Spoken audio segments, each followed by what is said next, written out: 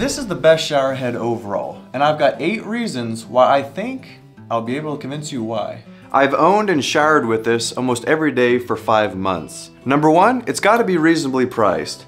For $30, you get all of these next benefits, which leads me to number 2. It's high quality. I've had really good luck with Delta brand products.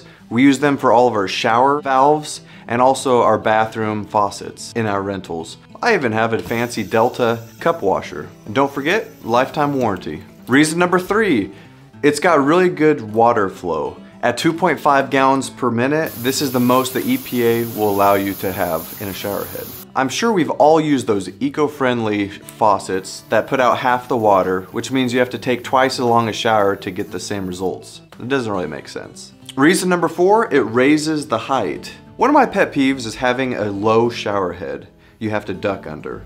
And I'm only 5'10", I can't imagine how frustrating it would be for tall people. Number 5 reduces the 5 seconds of anxiety I get every time I'm in a shower with a fixed shower head and a blast of 50-degree cold water hits you until the hot water reaches the shower head. Most shower heads are fixed or really hard to move, and now I just tilt it away from me towards the wall.